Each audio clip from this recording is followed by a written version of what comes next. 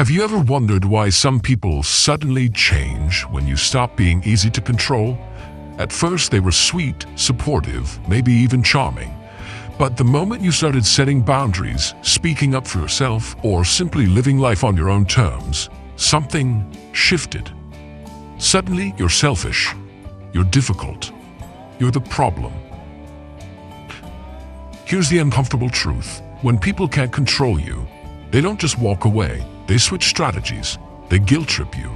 They spread subtle rumors. They twist your words. They make you question yourself.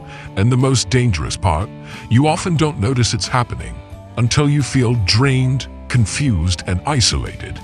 It's like a quiet psychological game where you're the target and they're pulling the strings behind the scenes. But what if you could break free? What if you could spot the signs, stay grounded, and stop their influence over your life, once and for all? In today's video, we're diving deep into the hidden tactics people use when they can't control you, and how you can protect your confidence, your peace, and your power. Stay with me until the end, because the final tactic I'll reveal is the most subtle, the most dangerous, and the one almost no one sees coming. Let's get into it. So, let's dive into the first tactic people use when they realize they can't control you. Number 1, they try to manipulate you. Here's the thing. Some people are addicted to control. It's not always obvious at first. They may come across as caring, supportive, even generous. But deep down, they want to shape your actions, influence your decisions, and steer you toward what they want. And when they realize you're independent, that you think for yourself and don't just bend to pressure, they don't walk away. They switch tactics. Instead of direct control, they move into subtle manipulation. They'll guilt trip you. After everything I've done for you, this is how you treat me. They'll shower you with flattery. Wow, you're so amazing at this. I don't know what I'd do without you. They'll create urgency. I need this now. If you don't help, everything's gonna fall apart. Or they'll play the victim. I guess I just don't matter to you anymore. Sound familiar? Here's why this works on so many people. They're not appealing to your logic. They're appealing to your emotions. Guilt, obligation, pressure. These are their tools. But here's the truth. When someone can't control you outright, they try to control how you feel. And if they can make you feel responsible for their happiness, their problems, their emotions, they can still pull the strings without you even noticing. Let me give you a personal example. A while ago, I had a friend who always needed favors, big or small. At first, I was happy to help, but over time, it became a pattern. And one day, when I finally said, "No, I can't help with that," they sighed dramatically and said, "Wow, I thought we were closer than that." For a moment, I felt it, the guilt creeping in. I wanted to explain, to justify, to prove that I was still a good friend. But then I paused and realized this wasn't about friendship. This was about control. So instead, I smiled and calmly said, "I know what you're doing." And that one sentence changed everything. They froze, they stammered. And you know what? That was the last time they tried to guilt trip me. Here's the key takeaway. Manipulation only works when you react to it. Think of it like a game of chess. Every move they make is designed to provoke a reaction from you, to pull you into their game. But if you stay calm, if you don't move according to their strategy, they lose. So how do you handle people like this? First, recognize the signs. If someone's making you feel guilty, pressured, or obligated, pause and ask yourself, is this a genuine request or is this manipulation? Second, stay calm and firm. The more neutral and steady you are, the less control they have over you. Don't explain, don't argue, don't justify every little decision. Simply say, "No, that doesn't work for me," and leave it at that. And third, refuse to play the game. Remember, you don't have to defend yourself or prove anything to anyone. You can simply say no and move on. Let me leave you with this. Lao Tzu once said, "He who controls others may be powerful, but he who has mastered himself is mightier still." True strength doesn't come from controlling others. It comes from mastering yourself. When you learn to recognize manipulation and step outside of it, you take back your power. You stop living your life on someone else's terms, and you start living on your own. And trust me, the moment you stop reacting, the manipulators will either change or they'll leave. Either way, you win. So if you're facing someone right now who's been pulling at your emotions, testing your boundaries, making you question yourself, take a deep breath. Pause and remind yourself, you're allowed to say no without guilt. You're allowed to live your life without needing anyone's permission. Because at the end of the day, your peace, your energy, and your freedom are worth protecting. All right, let's move on to the second tactic people use when they realize they can't control you. Number 2, they spread lies about you. Yeah, this one stings. When people realize they can't manipulate you directly, they often go after your reputation instead. They twist the truth, exaggerate stories, and sometimes even make things up entirely, all with one goal: to turn others against you. Why? Because they know if they can't control you, maybe they can control how people see you. It's not about honesty, it's about control. Here's the hard truth. False narratives are a tool of the weak. When someone doesn't have facts or logic on their side, they resort to gossip and lies. But here's the good news. You don't have to play their game. Let me share a personal example. A while back, I worked on a big project. Late nights, tons of effort, poured my heart into it. But one person on the team didn't like that I was stepping into a leadership role. They wanted the spotlight, the control. So what did they do? They started spreading little rumors. Oh, did you hear? They're just trying to make themselves look good. Honestly, I'm not sure they're even that committed. At first, I was furious. I wanted to defend myself, confront them, clear the air. But then I remembered something important. The more you fight back, the messier it gets. Imagine someone throwing mud at you. If you chase after them, trying to wipe it off, you just get covered in more mud. But if you stay calm, let the mud dry, and brush it off later, you walk away clean. That's how lies work. The more you try to chase them down, the more they spread.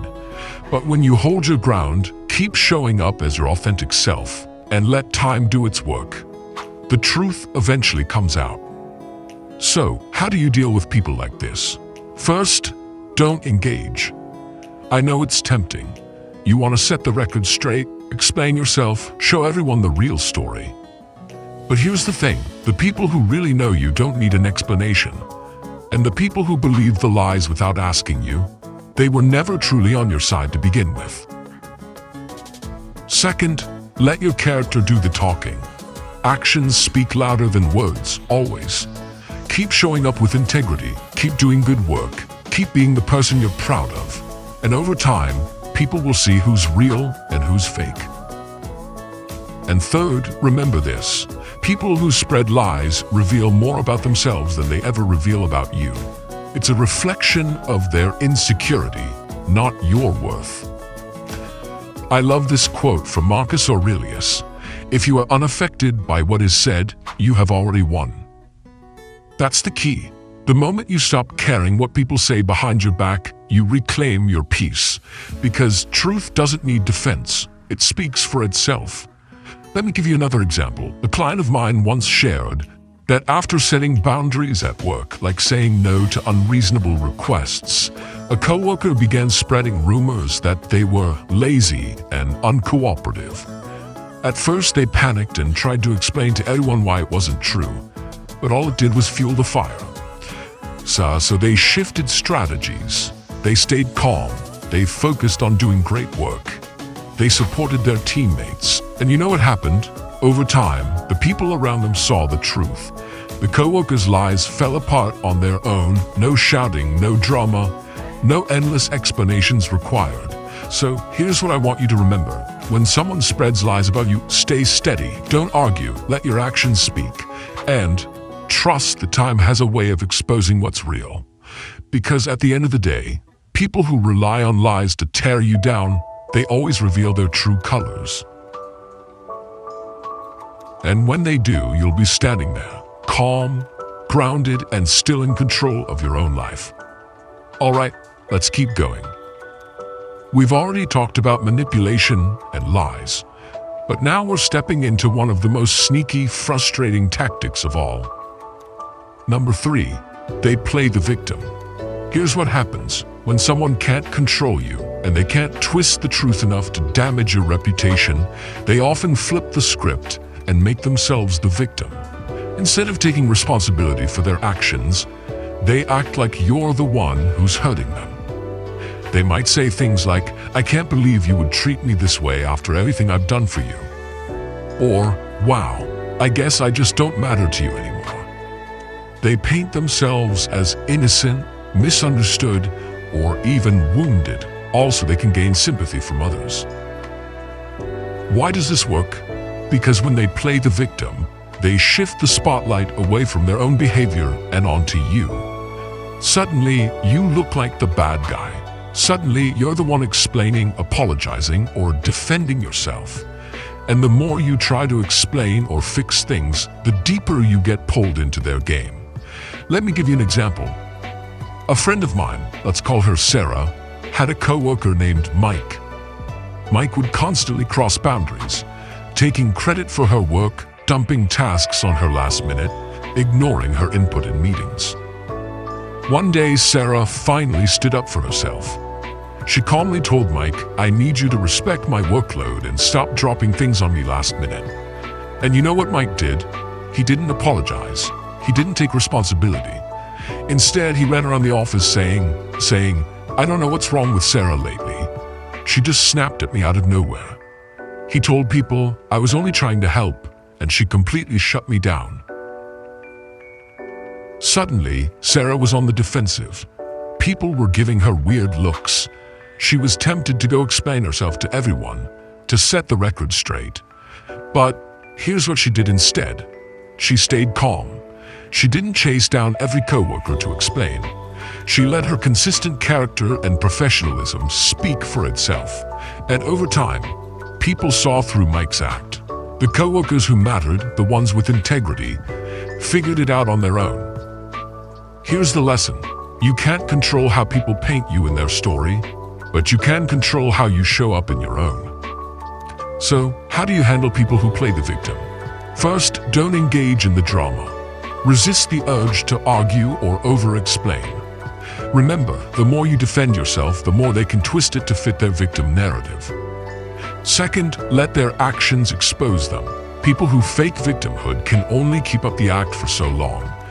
Eventually, the cracks show. Especially if you stay calm and consistent. Third, protect your energy. You don't owe everyone an explanation. Focus on living with integrity and trust that time will reveal the truth. I love this quote from Epictetus. "A wise man does not allow others to dictate his emotions." That's your superpower here. When someone plays the victim, they want you to feel bad. They want you to carry their guilt. But when you stay centered, when you refuse to let their performance pull you in, you take away their power. Let me leave you with one more practical tip.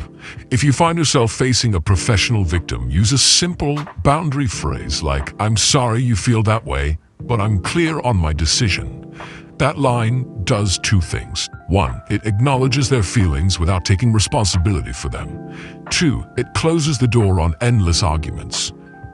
Because here's the truth. Real victims don't need to announce it to the world. The louder someone cries, "Poor me," the more you should pause and ask, what's really going on here? So remember, stay calm. Let their actions reveal the truth.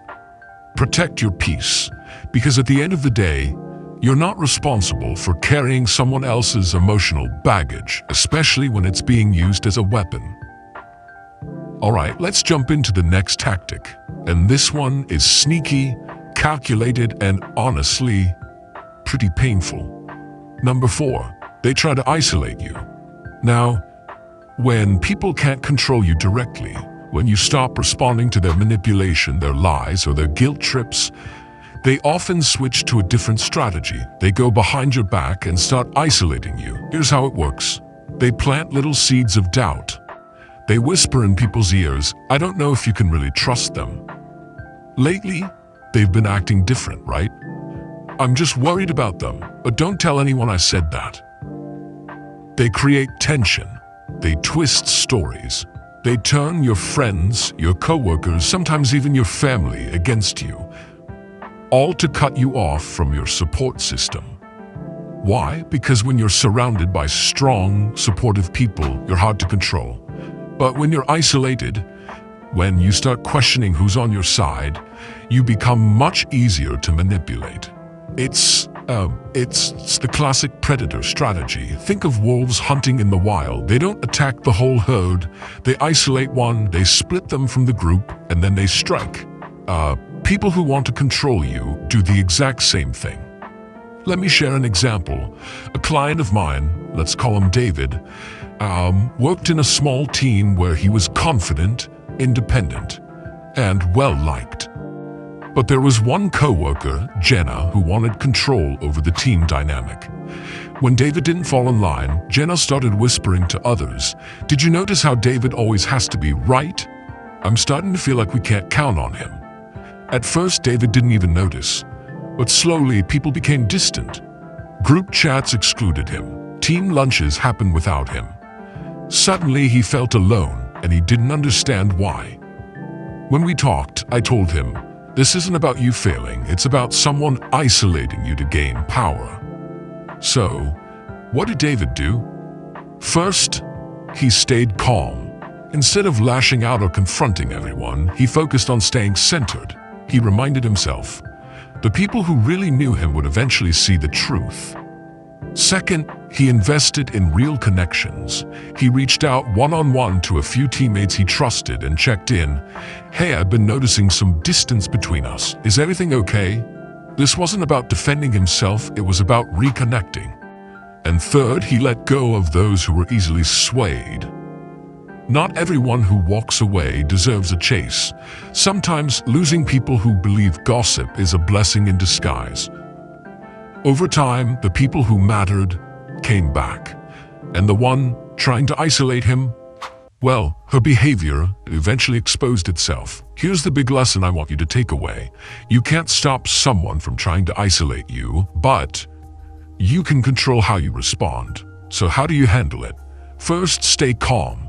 The more you react emotionally, the more you get defensive or angry, the more you play into their hands. Second, nurture your real connections. Check in with your people. Stay present. Keep showing up as the person they've always known you to be. And third, don't chase those who turn away. If someone is quick to believe lies or distance themselves without talking to you, they were never your true support system. I love this quote from Seneca. Associate only with those who improve you. Avoid those who would pull you down. At the end of the day, your tribe matters. Surround yourself with people who lift you up, not tear you down. And if someone is trying to cut you off from your community, don't panic. Strengthen your bonds with the people who really count. Remember, the right people don't walk away because of gossip. They stay because they know your heart. All right. Let's keep going. We've talked about manipulation, lies, victim playing, and isolation. Now we move into one of the most subtle but powerful tactics. Number 5, they challenge your confidence. This is where it gets tricky, because unlike the other tactics, this one doesn't always look aggressive. In fact, sometimes it shows up as helpful advice or constructive criticism. But make no mistake, the goal is the same, to shake your confidence. Here's how it works. When someone can't control you through guilt, lies, or isolation, they may start quietly poking holes in your self-belief. They'll ask, "Are you sure you want to do that? Do you really think you can pull this off? Well, I guess we'll see if it works out for you." Notice, they're not offering real help or thoughtful feedback. They're planting seeds of doubt. Why? Because if they can't stop you from moving forward, maybe they can make you hesitate.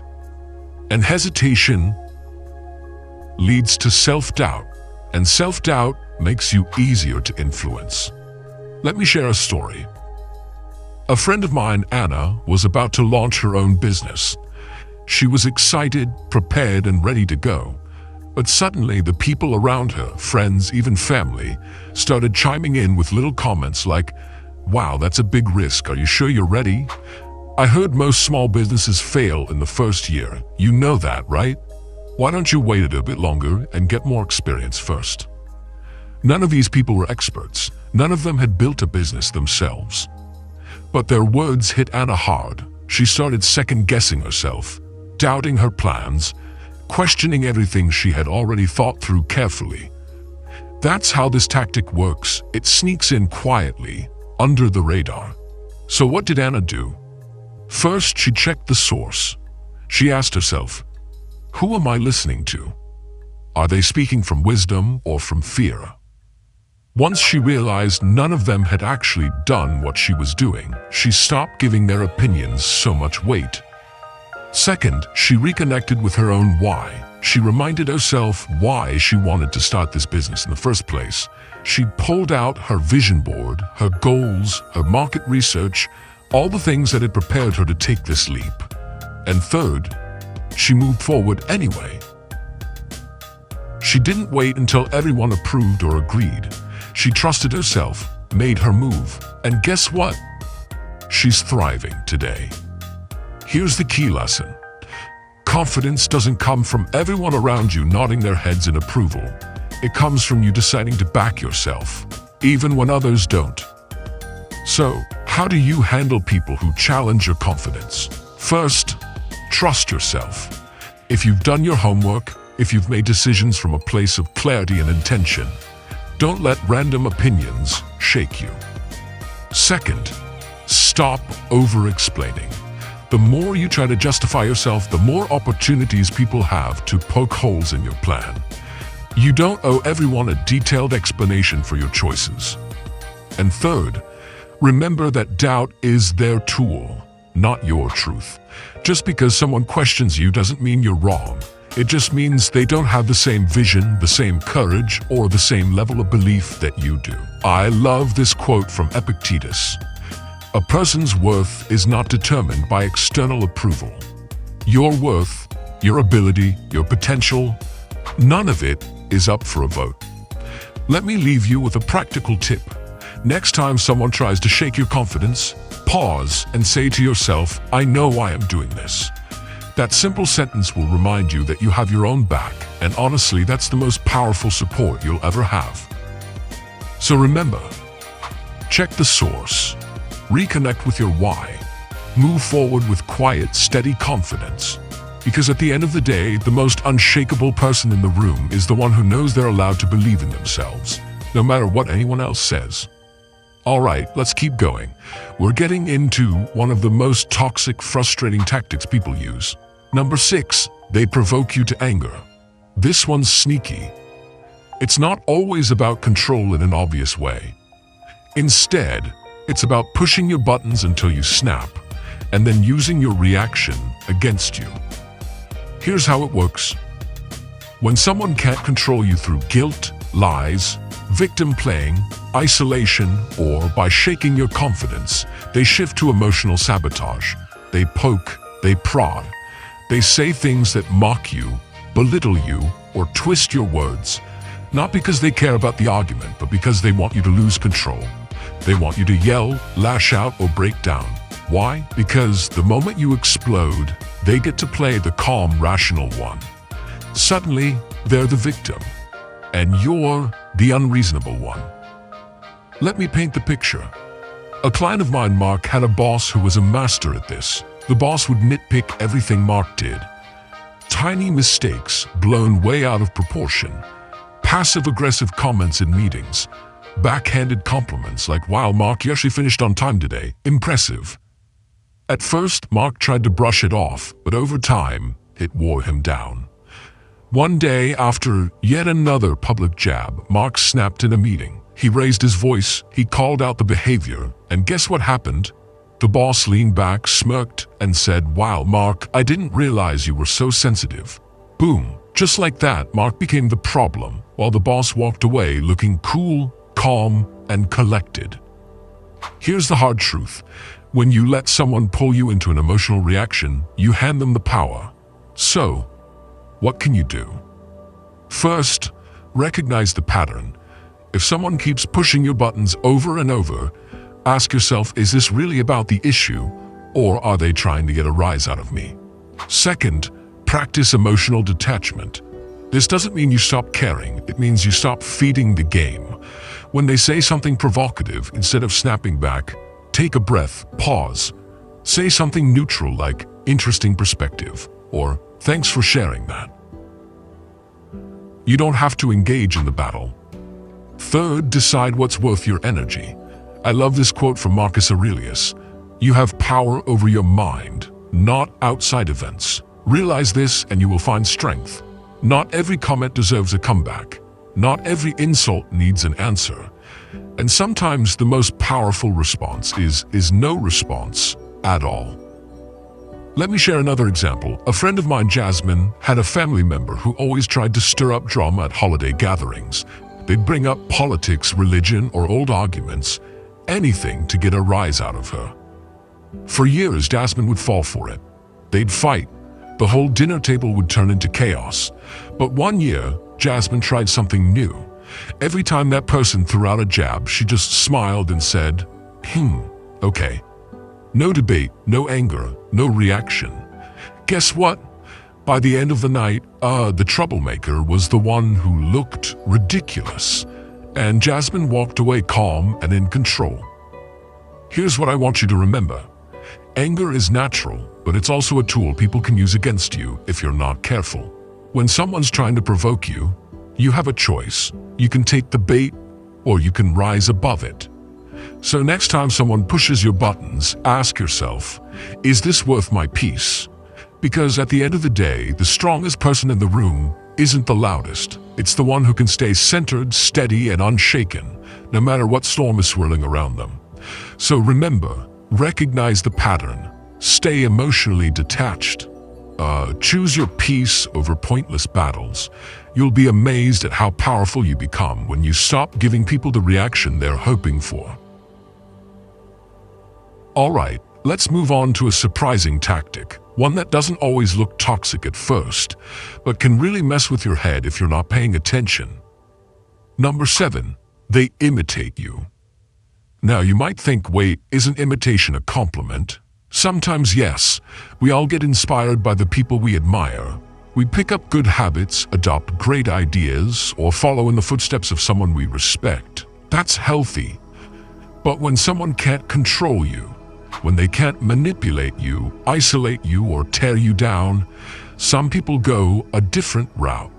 They start copying you, not out of admiration, but out of envy. They start dressing like you, talking like you, taking on your hobbies, your projects, your dreams, not because they share your passion, but because they want a shortcut to your success. Here's the problem. No matter how much they imitate you, they'll always be one step behind. Why? Because imitation can't replace authenticity. Let me give you an example. A friend of mine, Alex, is an artist, super talented, creative, original. For years, Alex worked hard, building a style, growing an audience, developing a unique voice. Then suddenly, a former classmate started showing up online with eerily similar artwork. Same style, same color palettes, same types of posts. At first, Alex was flattered. Wow, they must really like my work. But soon it became frustrating. The copycat was showing up the same galleries, reaching out to the same clients, even using similar captions on social media. Alex started to doubt, am I doing something wrong? Should I change what I'm doing? But here's the truth Alex realized, and it's a truth I want you to hold on to too. Originality wins. When someone copies you, they're admitting on some level that you're ahead. And while they can mimic the surface, they can't duplicate the essence, the heart, the journey, the hard work you've put in. So how do you handle this? First, don't panic. When someone imitates you, it can feel invasive, even threatening. But remember, copying is a symptom of their insecurity, not a reflection of your value. Second, keep evolving. Stay creative, stay curious, keep growing, because the faster you innovate, the harder it is for anyone to keep up. Alex, for example, decided to switch things up.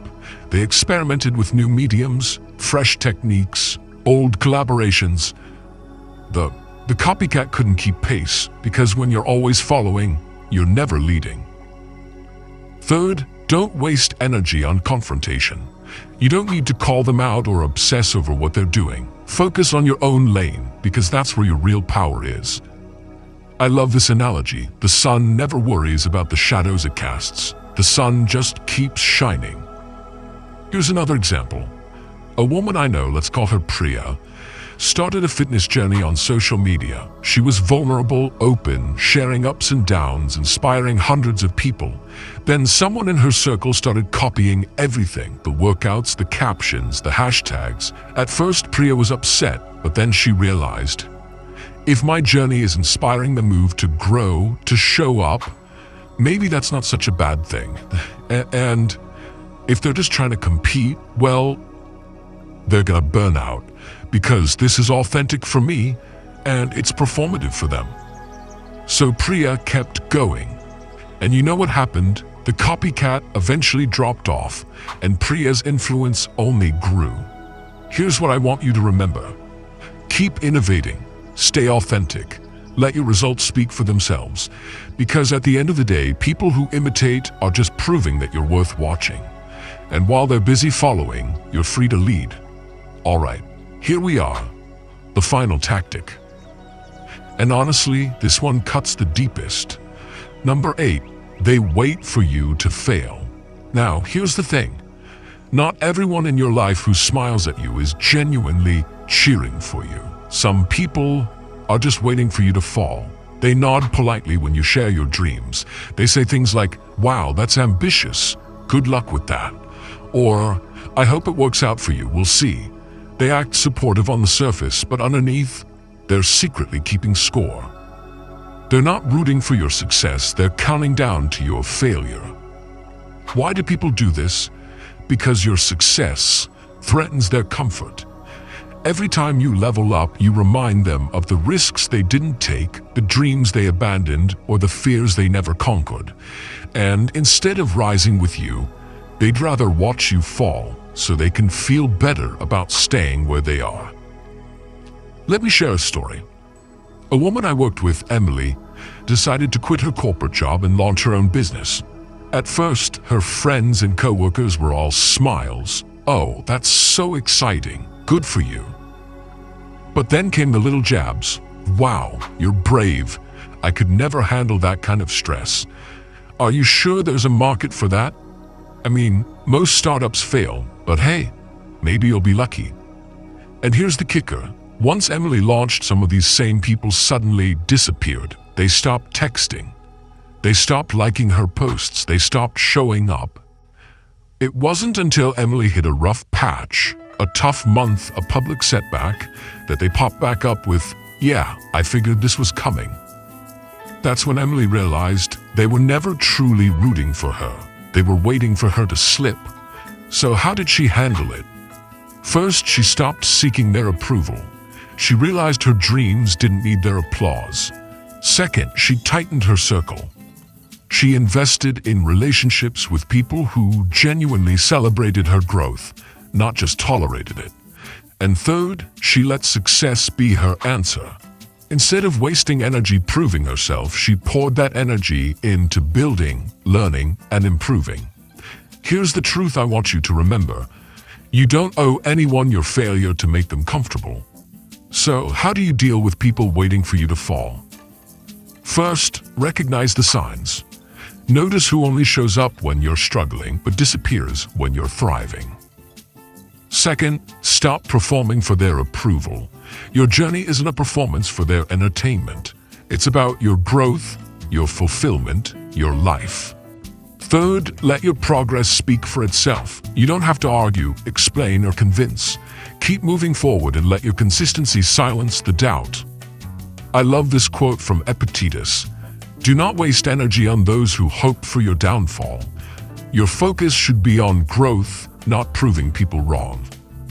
Look, success is not about showing off, it's about becoming the best version of you. And sometimes the best revenge is simply living well. Let me give you a practical tip. When you sense someone's quietly waiting for you to fail, instead of confronting them or calling them out, do this. Double down on your own growth. Get sharper, get stronger. Surround yourself with people who lift you up, not drag you down. Because here's the beautiful part. As you rise, one of two things will happen. The people who were silently hoping you'd fail will either fall away, or they'll be forced to confront their own limitations. Either way, you win. So remember, recognize the silent doubters, stop performing for them, keep growing for you. Because at the end of the day, the people who matter will cheer you on, and the ones who don't, well, they were never part of your real tribe anyway. And there you have it, 8 powerful tactics people use when they can't control you. We've covered a lot today. Manipulation, lies, victim playing, isolation, attacks on your confidence, provocation, imitation, and waiting for you to fail. But here's the big takeaway I want you to walk away with. You don't need to be controlled, and you don't need to control anyone else. True power isn't about bending others to your will. It's about mastering yourself, your emotions, your reactions, your decisions. When you stand firm in who you are, when you live with intention, and when you stop handing people the keys to your peace, that's when you become truly free. So if you're someone who's been feeling drained by the people around you, if you've been wondering why certain relationships have felt heavier lately, or if you've been questioning yourself because of the noise around you, I want you to remember this. Your worth isn't up for negotiation. Your dreams aren't up for a vote. And your peace is worth protecting. Always. Thank you so much for spending this time with me today. If you found even one insight helpful, I'd love it if you could hit that like button. It really helps the channel reach more people like you. And if you want more videos on building inner strength, confidence, and peace, go ahead and subscribe and maybe even turn on the notification bell so you don't miss what's coming next. I'd also love to hear from you in the comments. Which of these 8 tactics have you faced the most? And how have you learned to handle it? Your story might just help someone else who's watching. Thank you again for being here. Keep standing strong, keep being you, and I'll see you in the next video.